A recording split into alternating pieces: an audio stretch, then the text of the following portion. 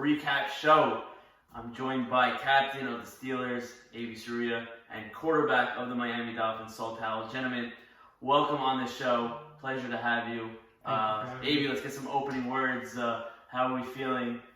How are we feeling moving into Week 5 here? How are the Steelers looking? So the Steelers were very confident going forward.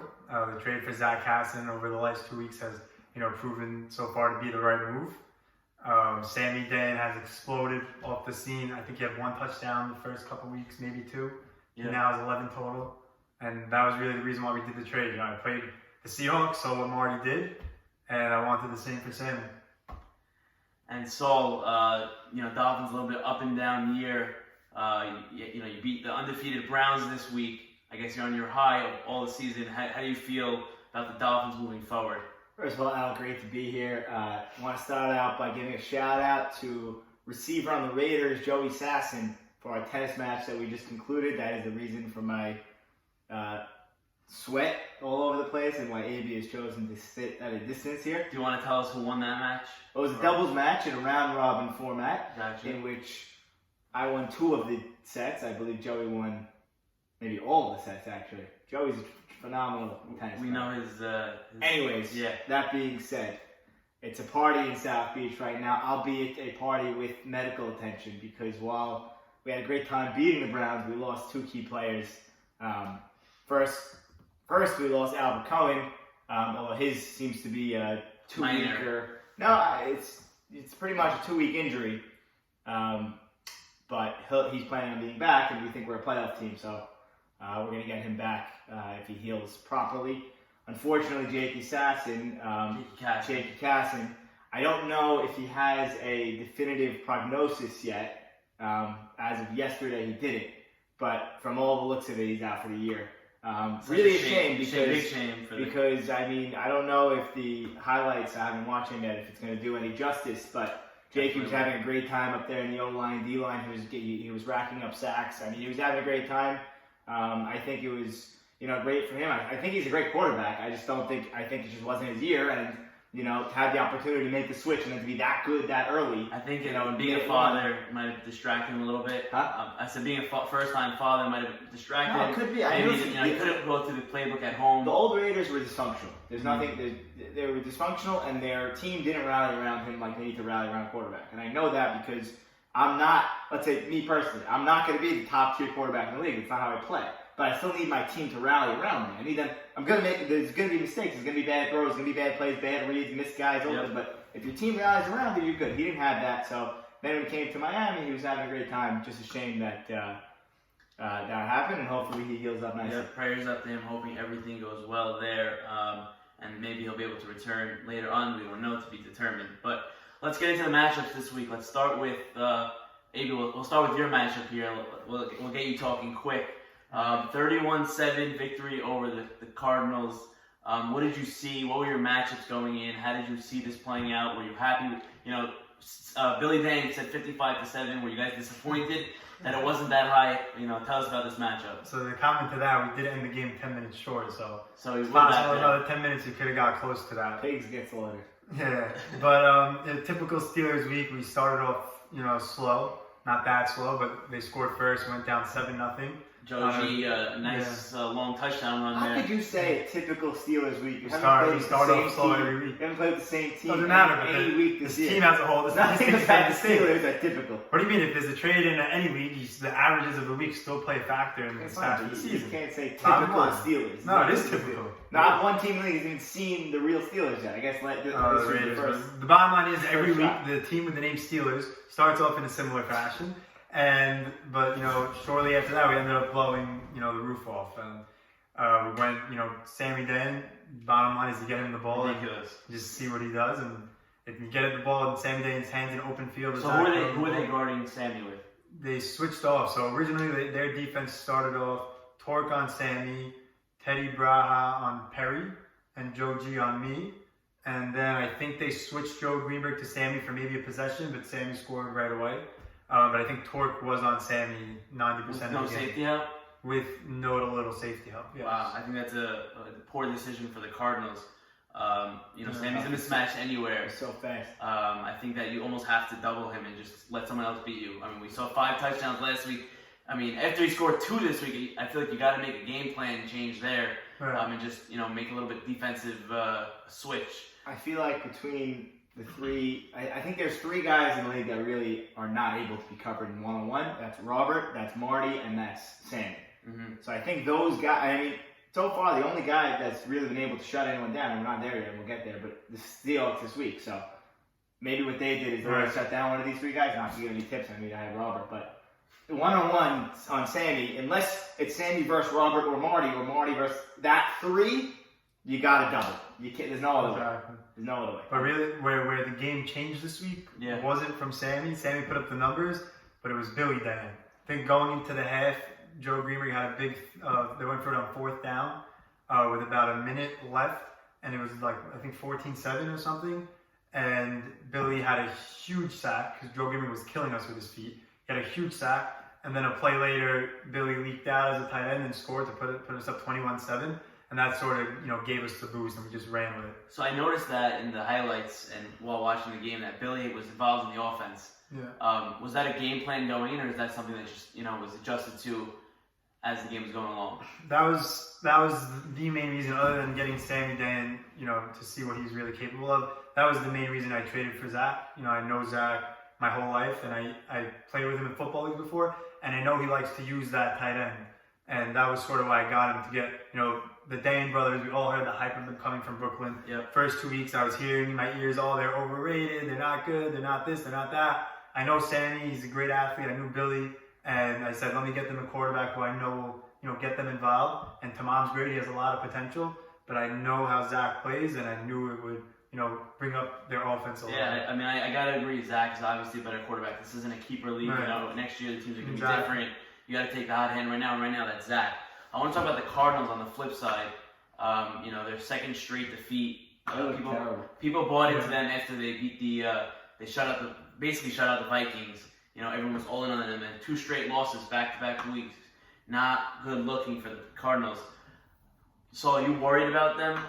Yeah, I don't think they're contenders at all. Actually, I watched their game this week. They seemed more interested in fighting about calls and fighting players and arguing and screaming than playing the actual game.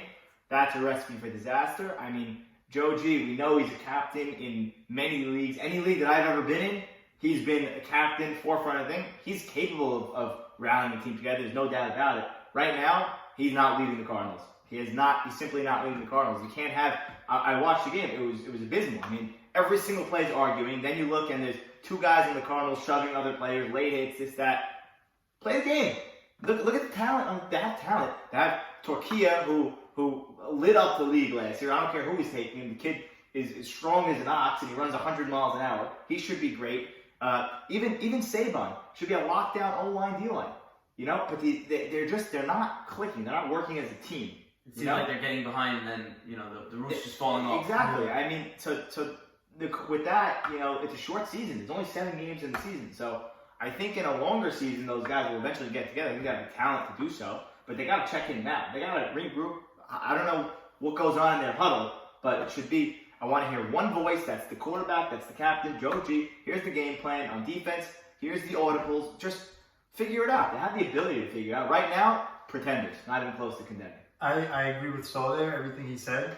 Right now they are not contenders, but at the same time, they're that one team that all the playoff teams would be relieved if they don't make it. Because like you said, the talent's there. They have Torque, they have Teddy, they have Joji. They don't have a weakness on their team that you have to play around. If they figure out how to play as a team, I mean, really we scored, 6 touchdowns, 5 of them were Sammy Dan. Shut down the best player, let someone else beat you, you contend in the game. But bottom line, their offense was dead, their defense was not good. But they have the all-around talent to, be a real contender. Just right now, they're not. And I don't want to get too far ahead of ourselves, but the Cardinals have a plus matchup this week to straighten that out. They have the Raiders on their schedule. We'll get into that later on. Talking about that, it's a plus matchup after. Well, Saul's all over the Raiders after this. We know how Saul thinks about the Raiders. So overall, Steelers look great here. People ask me, I have them winning the Super Bowl. I think the Cardinals are, like we both said, I think the Cardinals are in trouble. If they don't start winning now, they're not going to start, and the wheels are going to fall off on this team. Saban we all know Saban's a hot-headed guy. He doesn't come, he's however old he is, he doesn't want to lose. He's not wasting his time losing, and he's getting a lot of that, and it keeps repeating itself, and things are going to go down the drain really, really quickly. I want to give a shout out to Erwin Sutton here. No one valued him in that trade that you made. Mm-hmm. I thought everyone saw him as an afterthought. It was Zach versus everyone else, and he's been playing great for you. I know he got trucked by Joji. I hope he's feeling okay with that. But how's Erwin Sutton? Yeah, he got popped. Erwin's the first play of the game. Joji's run, he stiff-armed Erwin to the ground, and he got back up like a champ. Is that a video? Is it on tape? It's on. I don't know if it's on tape. I might have had to delete it because it was, not for children. Public consumption. Yeah, it was. I'll tell you what though, Erwin Sutton is one of the most underrated players in this league. The defense he played, he's probably the best, not considering taking Robin and these guys, but he is one of the best lockdown man-to-man defenders. Really? He did not need any help. When I'm playing safety, I'm shadowing each guy. Erwin Sutton, I tell him, you're on your own. He could have had, it was raining, it was hard to catch the ball. He probably would have had 2 interceptions this week. One of them was just instinct. Sammy Dane's taking torque, and he saw Joji looking for the slant out route, and he jumped in front of it, and I thought he made the catch. The ref ruled no. I think torque landed on him, and it popped out late. Mm-hmm. But his instinct on defense is amazing. He's a very good defender. So overall, great week for the Steelers. Expected of them. They were supposed to win, and they did. Took care of business. Cardinals got to go back to the drawing board here and focus on next week. Let's get into the next matchup. Saul, you covered this one on the sideline. Raiders-Vikings. Jackie Sutton's storyline making his DFL debut. How did you feel about this matchup and this game playing out? I'll say this. In the league, we have a tendency to overcomplicate teams and overjudge early. 3 weeks into the league, you say Raiders are done because they don't have a win. But there were 4 teams that had 1 win, or 3 teams that had 1 win. So realistically, you're right there. Yep. And I know this because I was on an 0-7. I was captain of an 0-17 last year. I was playing week 7 with a chance to actually make the playoffs. That's crazy. That just shows you. I'm saying, because especially with the tiebreakers, 1-6, this guy's 1-6, whatever it is. So when there's only 7 games, most of the teams are going to have 3 wins. The best teams are going to have 4 and 5 wins. The worst teams are going to have 2. I think a 2-win team may squeak into the playoffs. So that's just a thing on the concept of overjudging these teams early. That being said, the Raiders made a trade that straight off the draft board, they lost draft stock. Straight off the board, their team is worse than what they were drafted on paper. Here's the thing though, the team that was on paper didn't work. Fully didn't work. Not one aspect of it worked. I don't think anyone could argue that. Okay, so Fonz made the right call. He said, I can either continue sinking the ship and say, all right, well, I stuck with a good team on paper, or I could match it up. And you know what? These guys performed. Rocky Juris, right? He played great for Miami, but he was playing lights out on the Raiders. These people were playing with a passion. He took these 2 spots. Carey's phenomenal. We know that. He was subbing for Mikey. I think they're comparable. And just overall, the Raiders, they're playing with a fire, and, say what you want about the Vikings, but they didn't show up. So their team didn't show up. Exactly. Their team just wasn't there that week. So, and one might say, that wasn't the Vikings, so you can't judge them. No, that's the week 4 Vikings. I judge them on what they put on paper. That goes back to the captain. That goes back to the players. All these things.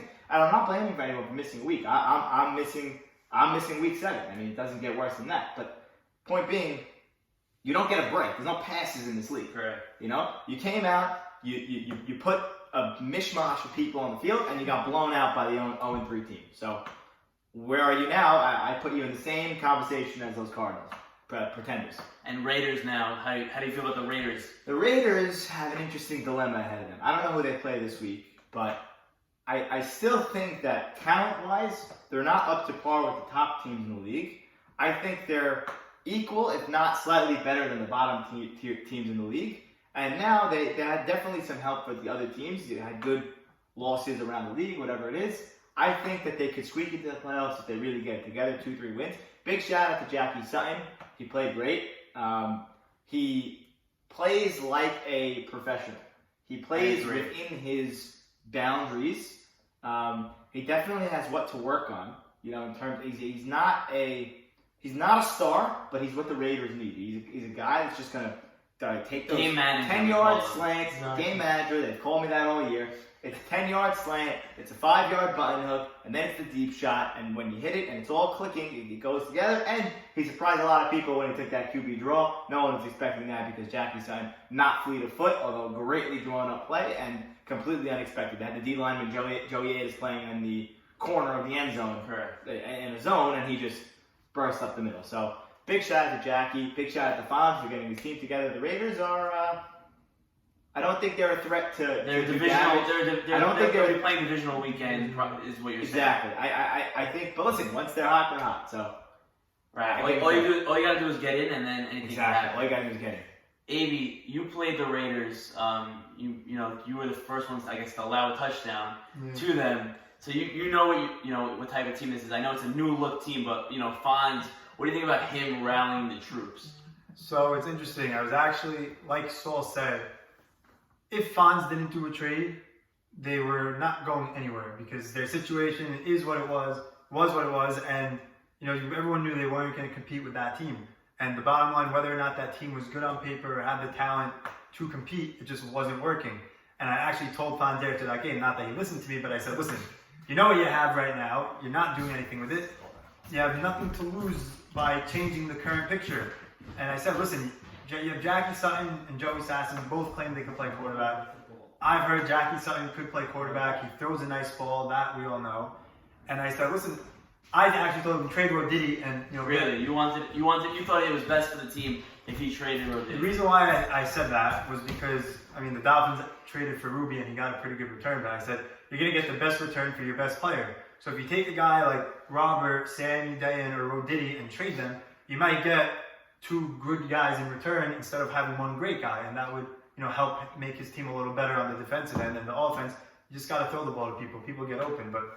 So the bottom line, I told him, change your team and, at least have a chance. You never know. You're 1 game behind. And to his credit, he did that, and they won. And, they really got to win 1 more game probably to compete because there's 2 1-3 teams. There's 3 1-3 teams. Who else? It's the Cardinals, Vikings. So this is a big week.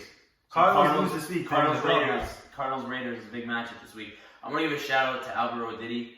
He's gotten a lot of flack for, where he was drafted and how good he's playing compared to that. This week, what I saw defensively was a lockdown corner, don't throw at me type player.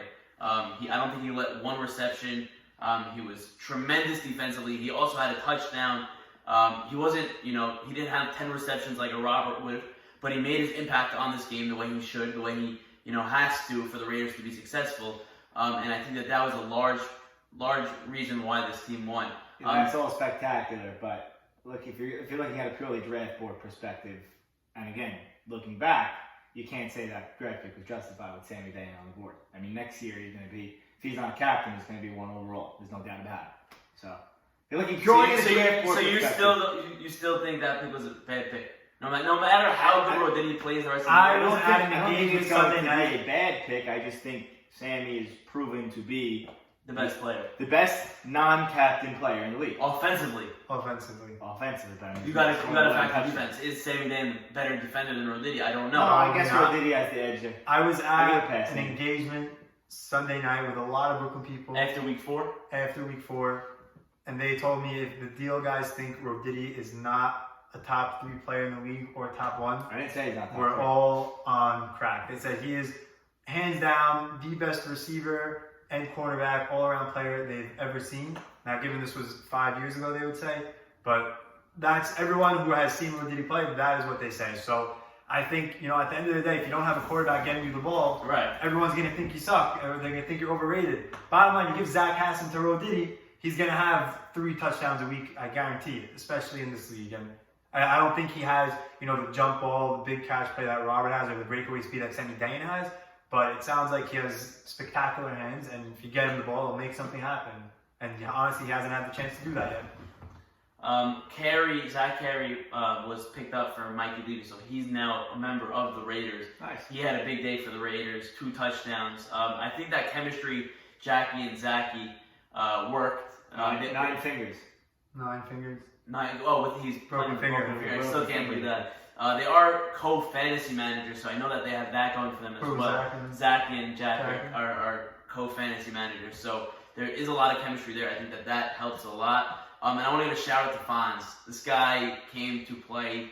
He wanted to win. He was going all out at refs on minor calls, but it showed the passion that he had on the field, that he wanted to win. He picked up his first career interception. Granted, it was bobbled, I think, by Joey Sasson, almost like handed it to Fonz so that Fonz could get it. But credit to Fonz, he played great in this game. I think he won the battle between him and Joey Atis for sure. And then Roditti defensively also had an interception. So overall, just. How is Joey? Do you have stats in front of you? Joey Atis? What is his story? He doesn't come up defensively for this game. There's no defensive stats from Joey Atis this game. Interesting. I'll tell you, you were onto something maybe when you traded him off the Steelers. Joey Atis is a good player. He comes with the passion. He loves playing O-line. He does it, literally with a lot of passion. You don't see anyone that passionate about playing O-line. He doesn't want to be line at receiver. He's going to say, no, I'm playing line. But at the end of the day, the two matchups I had, I spoke to both those teams. It was the Dolphins, and who did I lose to? It was the Seahawks. And Billy Dang was giving them a problem. No one really had an issue with Joey Atis on the D-line or O-line. And the bottom line was, after week 1, someone told me something. I watched it in week 2, and our pressure just wasn't there where it wasn't worth trading for Zach. Right. And I think it's, evident in the stats. I don't think he has a lot of sacks. He's a good player, but he's not, the defender that I thought he would be. And that was sort of why I justified the trade. I want to talk about Isaac Tamam for a second as well. I know you traded him away. He did not perform anywhere near where he should be performing in a football game. He was 6 for 20, wow, which is 30%. Wow. Yeah, 2 picks, no touchdowns. He had to run 5 times. It was all over the place. Now, I'll give a partial pass because of the fact that he didn't have half his team, but I can't give him that much of a pass. He needs to play better. He's just not going to win playing at this level of football that he's playing.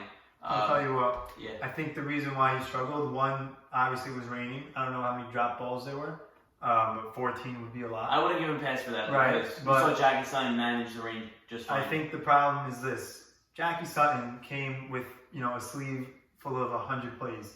Came in there into the huddle, knowing what he was going to do, ran the plays, had everyone in sync. We actually had Saul get into the locker room. Actually, what he would do is his father would hold his notebook and then what he would do is he would take his finger and draw out the plays over the pen writing. So he's getting the field, out route, this, that. Yeah. So it's professional. Right. That's what he's looking to do. So that was the difference. He came in there with a plan, knowing to run the huddle. I think the other thing with Tamam is he is great. He has a lot of potential, and I keep saying it. But the difference is he's not running the huddle. And I think Joe Atis would have, and Joe Atis wasn't there. So with no Joe Atis there, and being. Do you think that's an issue though? Do you think that's an issue that Joe Atis, if he were there, would be running the huddle as opposed to the quarterback? I don't think it's an issue, but it's not. So let me ask you, because you play with star receiver Robert Tobias. Who calls the plays in the huddle? It's a very big issue. You need the only guy that's truly able to view the field, whether he's the worst quarterback or the best quarterback, is the quarterback. He's the only guy that's seeing the field. He's the guy that's feeling the pressure coming at him, having to adjust, whatever it is. So I don't know. Maybe that's the answer for the Vikings. Maybe you tell Tamam this is. You're telling me this is how the huddle works. I didn't know that, but maybe that's the answer. Give him the reins. Let him play a game. If he's gonna, Also, as a receiver, you have the tendency to draw the play up to you or to a big play or this. It's not so easy as a receiver to say 5-yard dump off, screen pass, thing. Whereas, as the quarterback, you're saying, all right, 6 yards, he's going to get 12, and now I can go for it on 4th down now because I'm halfway through the field. You get 8 plays, you don't need to make a highlight. Exactly. So I think that's the benefit of the quarterback. He sees the game. Also, he feels, all right, we're going to go with the slip guy now. The receiver, perfect example. The receiver that's running his route, he's purely concerned with running his route, right? He has no idea that the defensive lineman is charging in and is neglecting the slip receiver. right? So as a quarterback, you're going to recognize that. The next play, you're going to design it where the guy comes in, you slip guy goes out, 50 yards, right? The receiver will never see that. Correct. So that's just one example of many that you can draw up in your head where the quarterback has to be running the huddle. So I mean, that's a no-brainer. That's a no-brainer. I agree, and that's something Tamam has to develop. If he wants to be a quarterback the next 20 years of DFL, he's going to have to learn how to take over a huddle, tell each guy, this is what we're doing. I think he's very talented. I also think he can do it. Just let him do it. Exactly. Let him do it. That's the bottom line. Like Stoll said, the quarterback's seeing the play.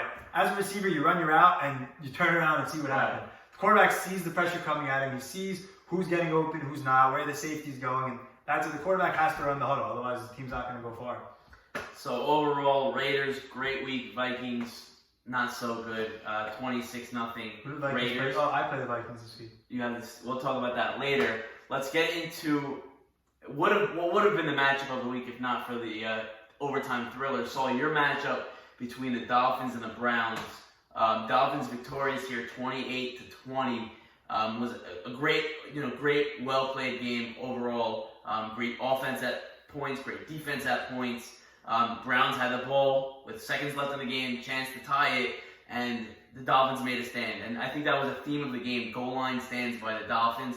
Browns got it down there 3 or 4 times without scoring. Saul, like we said, when you played in the game, you were on the field. Take us inside the Dolphin locker room, throughout that game, how you guys were feeling. So I'll tell you, we started off hot because we all got there a little bit early for warm-ups. It was a new team. We were kind of excited. Unfortunately, that morning, we woke up to a text that Kaz was ill. I don't think that's going to be a lingering thing. I think that was a one-time thing, but that was a little bit of a hit to our morale. We had a whole team, no team, right, whatever it is. But regardless of that, they showed up early. We started running plays. We were clicking. We were kind of like saying, hey, this could work now. We didn't know if it could work, And then we get into the huddle, and one thing that, we made it very clear, and even going back to the whole Tamam point, is I told them that huddle, if you look at that huddle, there's a lot of opinions in that huddle, right? And there's a lot of smart football minds in that huddle, right? So we kind of came to an agreement. We said, listen, play is going to be, I'm going to design the plays, right? During timeouts, we're going to talk. During halftime, we're going to talk. During breaks, we're going to talk. During stoppages, we're all going to talk. Everybody's going to give their opinions. Everybody's that. And then we're going to come together. We're going to execute it on the field. And that proved to be a good formula because we started off hotter than we ever had. I mean, we had a few good plays and we converted a nice 4th down. I think I ran it in. You had a nice touch. I mean, to start the game off, Dolphins, I think, had the ball first, and you had a 4th and short. It was like a 4th and 1. That ended up being a touchdown run. It should have been 20 yards. Poor tackling from the Browns, but I mean, I'm going to see the video. I'm not sure. Beta's claiming that he had me. I would like to think that I. No, this was at the end of the game. No, that first possession of the game. Point being, we started off hot and we converted 2-point conversion, which we hadn't done all year. So we were kind of feeling it. But credit to the Browns. I mean, they came down in like 6 plays and they just destroyed us in that first drive. I mean, we did not come near them. It was the slip thing. It was everything we spoke about of stopping. We didn't stop. First half was pretty much all. I don't know if you want me to get into some. Well, get into it, please. Let the viewers know what happened. First half was kind of. We started out hot again. We had another great drive, another touchdown. Then we stopped them. Maybe there was 1 or 2 defensive stops.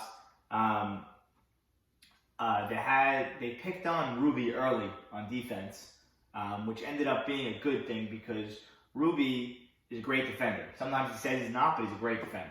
And then that's the second time I heard that, by the way, in 2 weeks, where someone said Ruby calls himself a poor defender, but he really is a great defender. Yeah. I mean, listen, he's not going to take Sammy Denny, right? But we have Robert to that. So if he's going to take the number 2 and the number 3, he's going to lock him down. Credit to Beta, he made some phenomenal catches on coverage that Robert or anyone else wasn't going to defend. I mean, that was just go up and get it. But Ruby ended up making some huge defensive plays. 1 on 4th down and a knockdown. 1, he batted 1 down. We get to halftime, we're up 28-14, I believe. Yes. 28-14. Then it started to pour. I mean, and this was that second half was the hardest rain of the day. The 10 o'clock games had the playing rain the whole time. It was consistent rain, but it wasn't exactly. as hard. But the 9 o'clock second half game was really a downpour. Felt like you were in Miami. for one of those storms. Felt like 6 o'clock in Miami. Yeah. Exactly. So we started off. We had a few drops. We were acclimating to the weather. We kind of switched up to screen passes, runs, whatever it was. We were moving. We just weren't hitting that fourth down. We had 4th and 20, 4th and 10, 4th and 5. We weren't getting it. Browns scored a nice touchdown. Now it became an 8-point game.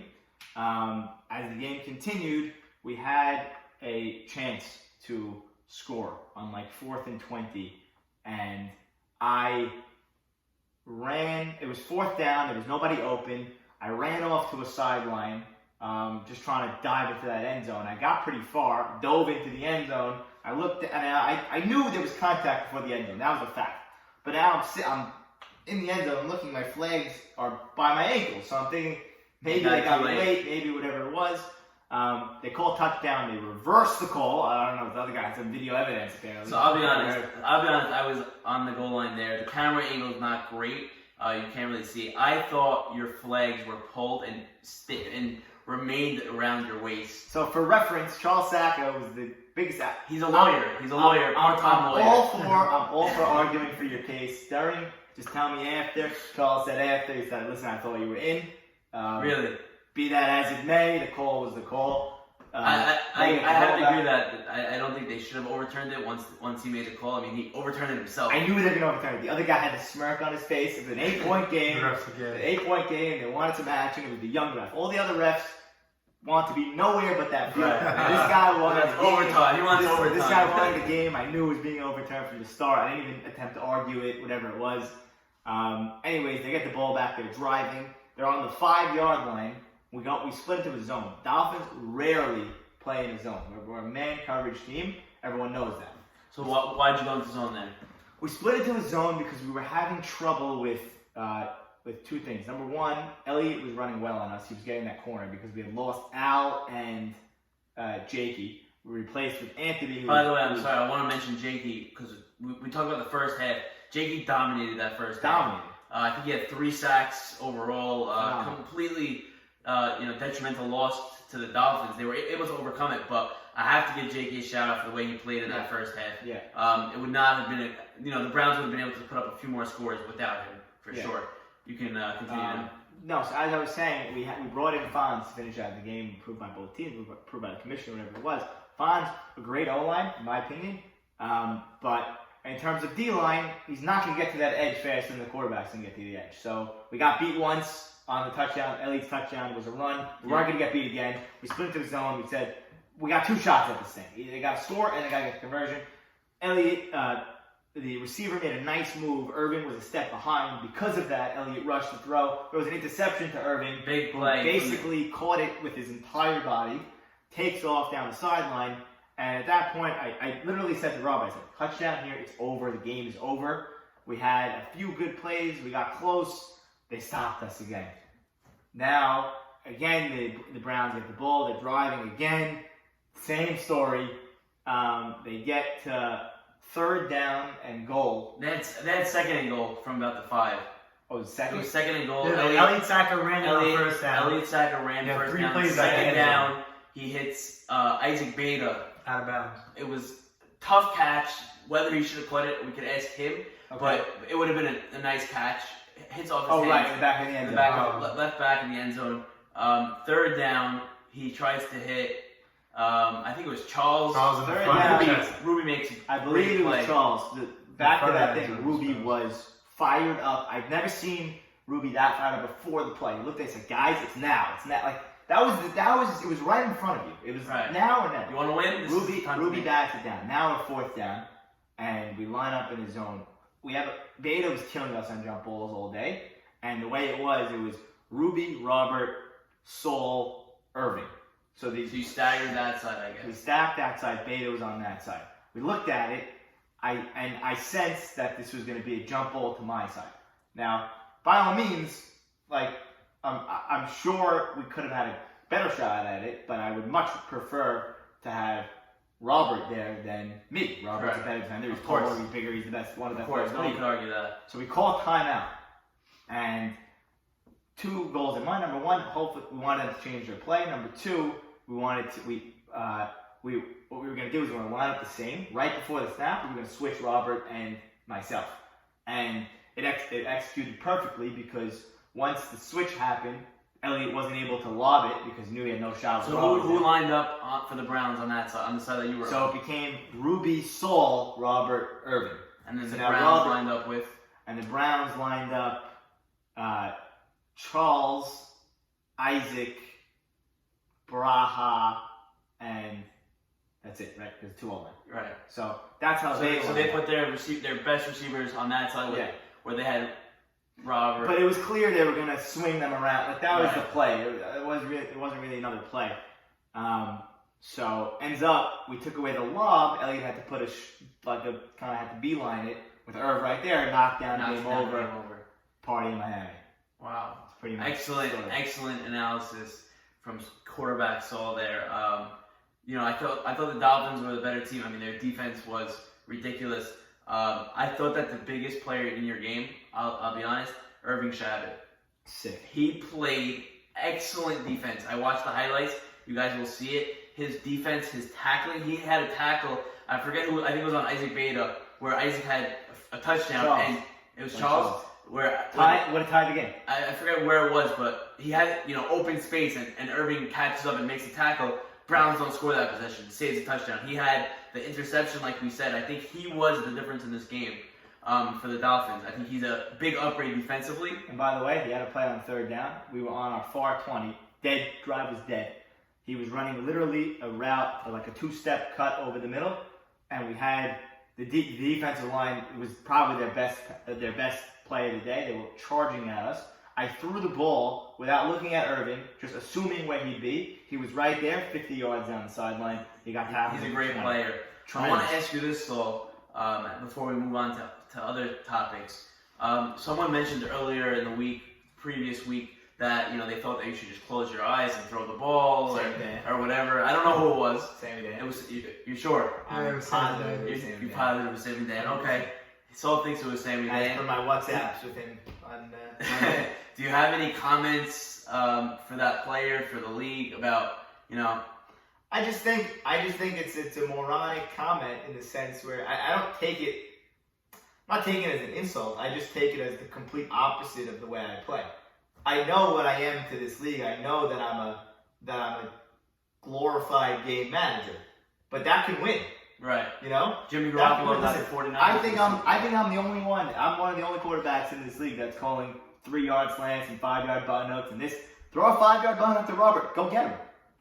So I think the concept of close your eyes and chuck it up is the exact opposite of what I do.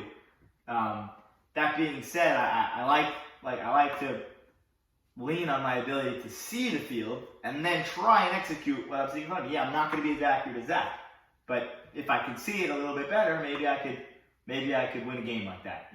Right. So that's the thing. I'm sure you're hoping for that matchup with that player later on in the season. It'll be very Come interesting. postseason time. We never got the chance to play Zach as a quarterback. Right. And we played the Steelers when they were total different teams, and they played us when we were total different teams. So I mean, in terms of like a Super Bowl, there would be no film to look at Right. or games between us, which is cool.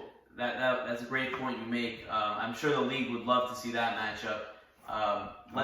Let's get into Set it up. Let's get into the last matchup of the day, probably the game of the week on the field. 3-0 Seahawks, heavy favorites by the analysts last week to beat the Packers. Packers coming in at 1-2. I think this was a shocker to everyone. I don't think anyone expected the Seahawks to struggle offensively this much. Packers, their offense is what it is, but their defense was out of this world, keeping the Seahawks to 13 points when they've been scoring left and right. Marty, no touchdowns. A.B., I know you have a lot to say about the Seahawks and the moves that they made. Yeah. Why don't you, let us all know how you feel. On the Seahawks, I said it in the chat from Friday, the Seahawks were not going to beat the Packers. I mean, they took themselves from probably the Super Bowl favorites to, I think they're right back in the pack with the rest of us now. They were the most complete team. They had their O-line going well, with Joey and Ike. Their D-line was well.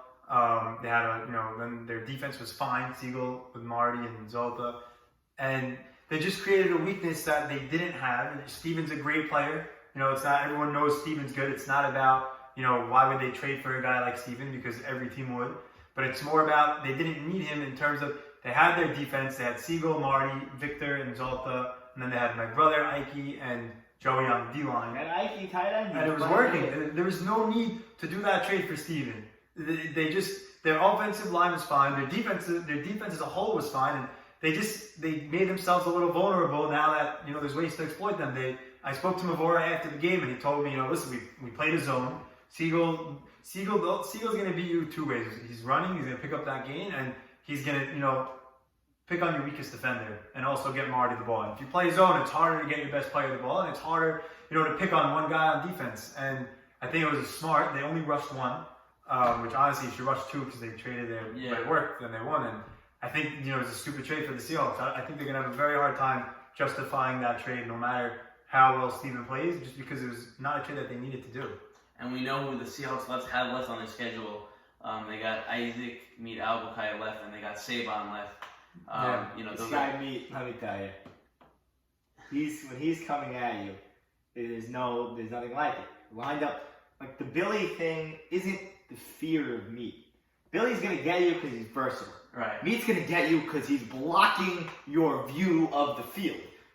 You can't see. He puts his hands up and he charges at you. Mm-hmm. So you gotta pick a side, right or left, and hope there's a receiver there. That's when he's coming at you. So he's a tremendous player. They're gonna have major problems. Who's gonna block him? I think they need to bring a lot of Band-Aids that week, a lot of ice packs. I'm not kidding. Who is gonna block him? Name me one guy. Siegel's gonna have no time. And listen, you only have one to two runs. He's not gonna do a lot with his legs. You're overvaluing. I think the Seahawks overvalue the run. Yeah. You only get one. So now on top of that, Siegel can't. He's not gonna run on first and second down because he needs to save it. Correct. If he doesn't save it, now he's really screwed. Right. So one option. They'll send in three guys on the blitz. Yeah. So exactly. They got problems. And I think that there's no way to see past it. Marty Antony was just he had 5 catches in a triple overtime game. So obviously Siegel didn't have the time to get Marty the ball because Marty's unguardable. So without that time, it's really difficult. Steven played well. He had 8 catches. He had touchdowns. The 2 touchdowns. touchdowns. It's a great play. He had, I think people are getting lost in this. It's not that Steven's a bad player. No. Steven's a great player. It's just that the Seahawks didn't need him. I'll bet you if you ask him, he'll say it himself.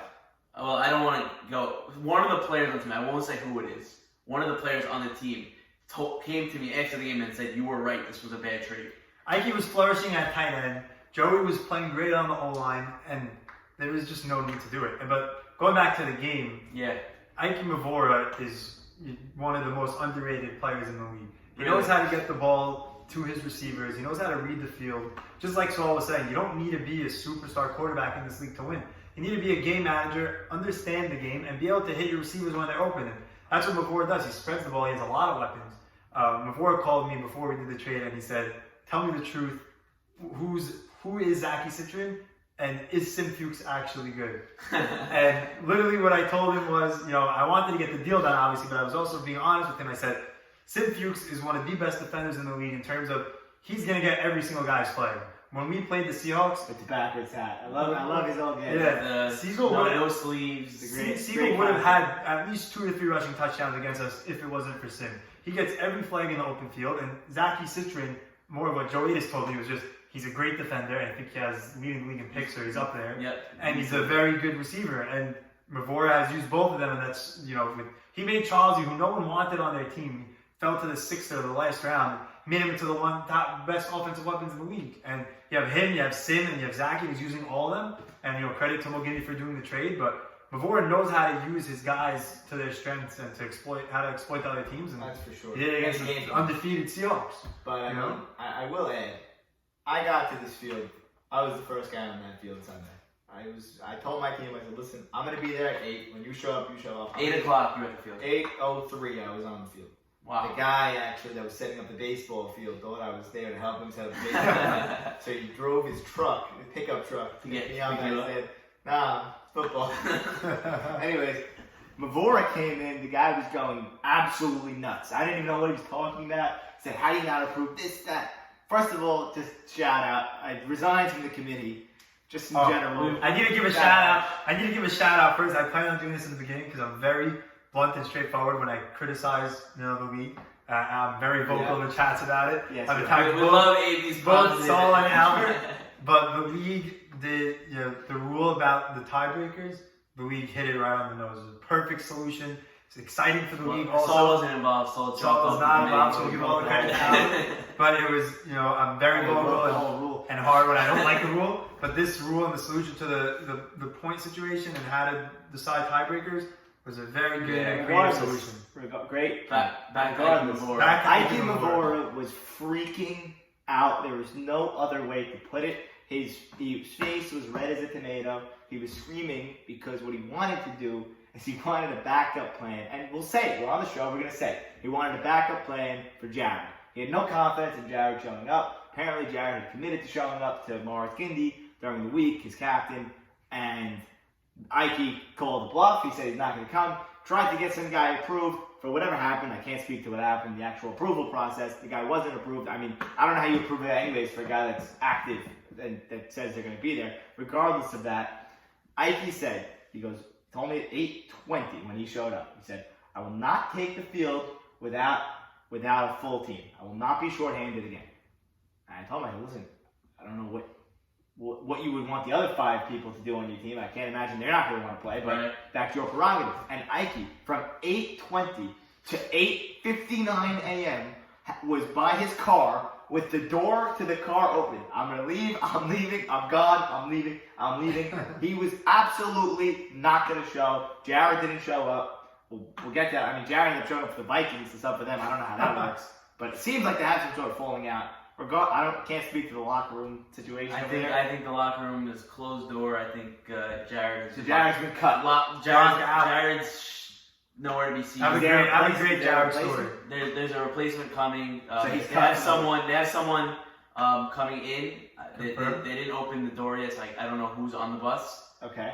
Who's coming in? But they do have a replacement coming in. Point is, now Ike is sitting by his car. He's ready to leave, and everyone's saying like, all right, if you're going to go, then you got to go, And basically his team was like, when we won without him, we played without him. If he doesn't want to show up, we showed up. Right. And then they're right.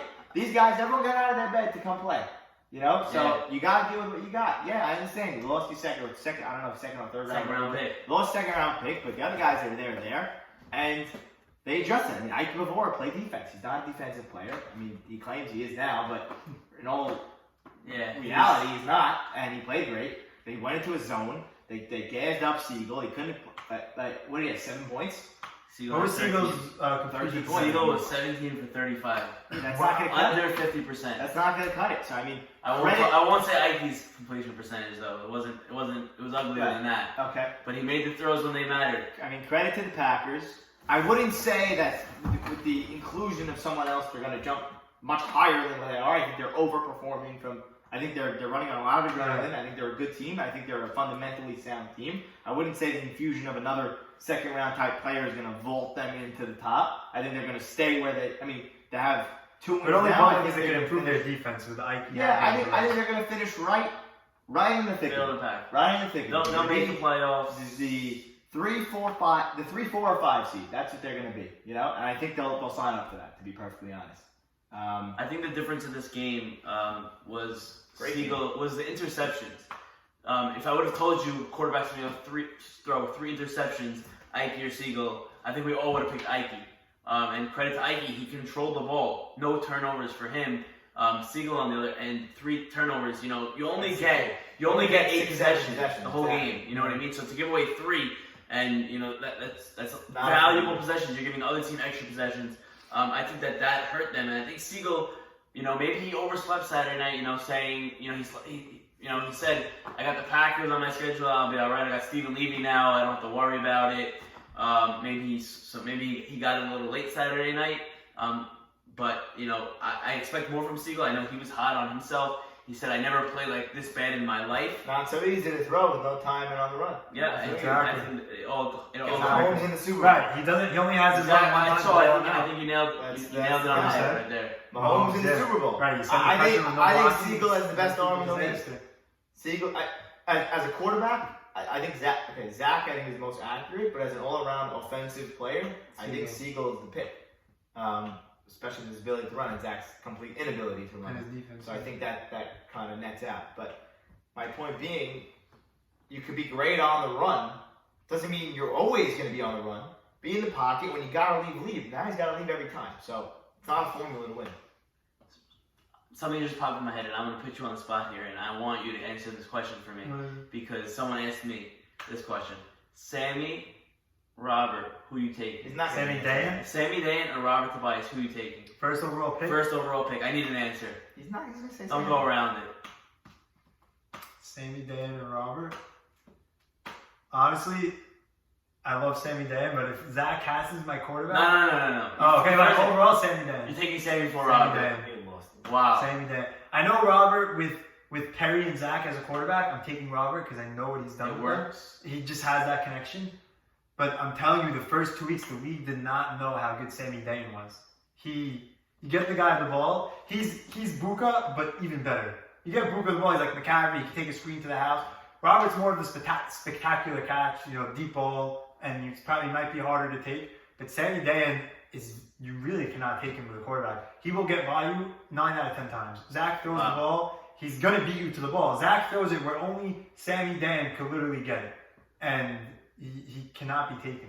Like he really cannot be taken. Are we looking at an MVP season from Sammy Dayan? For sure. He's definitely in the For running. sure. I mean, he's in the running. What does he have? 11 touchdowns now. He has 11 touchdowns and a pick 6. Well, he's missing 1 week, but he'll probably end up around 20. I think everyone's missing 1 week at this Everyone's point. missing at least 3. Okay. If I had first pick again, I'm taking Sam. Sammy. Taking Sam. Saul, you want to chime in there? Or maybe... I don't think. I think you get. It's the way you want to map your team. Like you said, they're both. You can't go wrong. Come on, You give can't us, go wrong. give us the headlines. Yeah, don't be You can't polite. go Robert's wrong. my best friend. You He can't said go I'll wrong. take Sam. If you want, okay, fine. But I'm saying, in terms of the way I would play, I think I'd play better with a Robert than with a Sammy. I think my team last year weren't up to Sammy's caliber. I disagree because you said the quarterback's got to be willing to do these quick passes. No, but I'm saying just the pure speed, less of the body type receiver is just not my.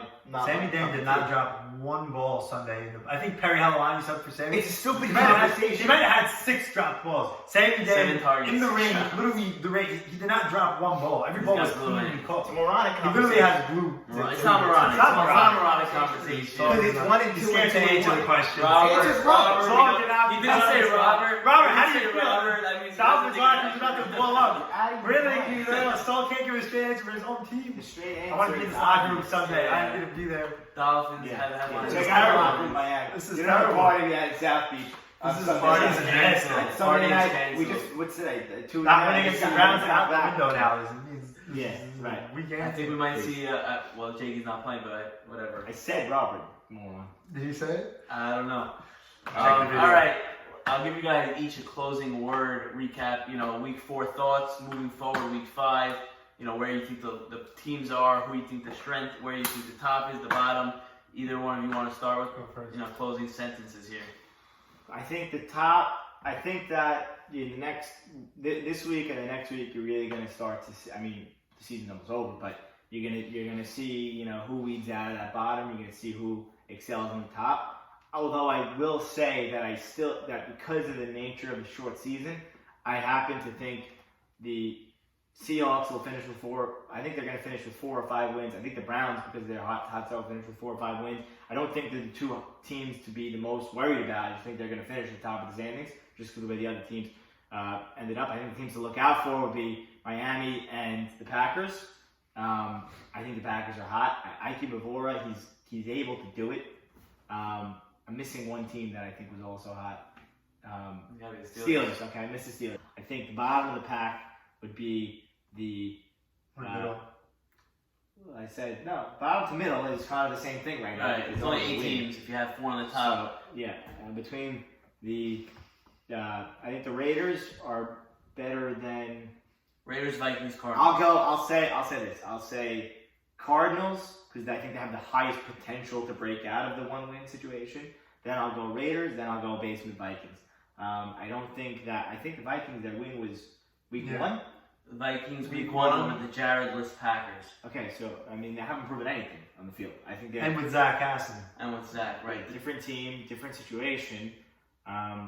like we said, they're not performing at all. They're not. I mean, even they put up 26 points. The game ended early. I'm sure at 26. It would have been worse. So they didn't go all the way. So I mean, defense also the problem. So they got problems. I'll say that of the three, if I had, I guess two are going to be eliminated, right? Correct. I would assume. Wow, that's tough. That's tough. Elite Zach is saying the strength of schedule thing. I think that's a real factor. I think that's a real factor. You don't necessarily have to pull it up. They have the Seahawks, Dolphins, and Steelers. The Vikings have the hardest. The Vikings have are Seahawks, Steelers, Dolphins. Vikings are arguably out. the three top They're teams. not going to win the game. I'm calling them out. Okay. Their best chance is they played the Raiders. They beat them. So their best chance Seahawks, Steelers. They got to get Dolphins. 2 wins and sneak into a tie. or have a playing game. That's what I'm saying. 2 wins. The Cardinals go winless. And they have the Seahawks week 7, who won't be missing anyone, so they're not getting any break there. Right. So I think between the Cardinals and the Raiders, did they play each other? Did they play each other? Who's that? They play this week. Raiders Cardinals, are Raiders? matchup this week. Doesn't get better than that. I mean, you can't call it game of the week because it's a battle of 2 1-win teams, but that is for those two. Maybe teams, the most meaningful. That's game their of the week. Wait, inflection Vikings point. play? We'll get into that in the No, I want to know next the show. Steelers. Who did they? Vikings. play? Who do they have left? They have Steelers, Seahawks, and Seahawks, and Dolphins. Oh, no. Arguably the three top I teams. apologize for my long close. So- No problem. AB, All right. final thoughts. My final thoughts. Pre-week 4, I said it, and Elite Saka, also one of my best friends. The Browns were not tested, and they played shorthanded without Danny M, but at the same time, they played Cardinals without Torque. They played, I'm not even remembering right now, but the other 2 games they played were minus the best player or the top 2 player, right? Packers Vikings without without Jared. Puka and Packers without Jared, and they just weren't tested, and they played a real team this week, a good team, a smart team, and it showed. They were at pre-rain. It was 28-14. With the rain, they made it a little closer, but they couldn't execute at the end. And they didn't have Danny M. Maybe things would have been different. He's not a Robert or a Sammy Day, one of those. We really need to have him, but he's a good player. But I think the Browns and Seahawks. It's crazy to say. It's a crazy hot take because they were both undefeated going into this week. But they have to prove something because the Browns didn't have a real test, and the Seahawks changed their team when they didn't need to. So I agree with Saul right now. I'm scared of the Packers. I'm scared of the Dolphins. I think Steelers, Dolphins, and Packers in no particular order are the top of the league right now. I think the Seahawks and Browns could be there, but they have to prove it. And I think the team that's definitely out right now, and I like all those kids on that team, is the Vikings. I don't think they win one of their matchups the rest of the year. I think the Raiders right now, they have a little mojo. Maybe they'll pull one out. I think the Cardinals, the talent's there. They just got to figure out how to play. I think the Vikings are done unless they get a way to sneak it in. So everyone's giving up on the Vikings. I'm interested to see how they respond to this video. Prove us wrong. Yeah, exactly that. I would love to be proved wrong. So it seems like from the from the Kahal here, Steelers and Dolphins are the teams to watch. No, but all seriousness, I think we gave it fair. I think so too. I think the Seahawks, Seahawks recency bias. Seahawks and Browns need to show up this week. Show up this week. And, listen, the bottom line we'll get is into it on the next show. But Seahawks and Browns play this week, so that's a big matchup. That's the thing. The Seahawks or Browns, one of them will get the bye because one of them's going to get the bye. One of them will show that they can beat the test. But whether or not we like, one of them's going to get the bye given the current standings. I think one of them will be there. Right. I think right now the semis will be Steelers, Dolphins, Packers, and Seahawks or Browns. So you're putting the Packers over the Seahawks. Yeah, I think the Packers are a very good team. Like, I don't think they're just getting lucky. I really think they're hard. Sim Fuchs is very hard to take. I'm hearing that he didn't drop the ball when he was on the Steelers, but I'm hearing he doesn't have the best hands. But if he catches the ball, he's taking the ball to the house most of the time. He's very hard to take. Packers are still on your schedule, correct? You still have the Packers on the schedule. Wow. I'm interested in how that matchup goes. That should be a fun one. They're a very well-rounded team. They don't have a superstar, but they are all good players. And you can't Anybody text AB a thumbs up if you completed the rest of this video. It's a very long one. I'll tell you. Send AB a thumbs up text. Or thumbs down if you didn't like his performance. All right, guys. Excellent stuff. A lot of fun content, a lot of hot takes, a lot of bold predictions moving forward. I want to thank both of you for joining me. I look forward to seeing how both of your teams, come out next week after last week's win. Expect a lot from you guys both. Saul especially at quarterback, hoping that the Dolphins can continue to climb up the standings, and Steelers, keep playing the way they're playing. You guys will be fine. So thank you both for joining me, and we will see everyone week 5.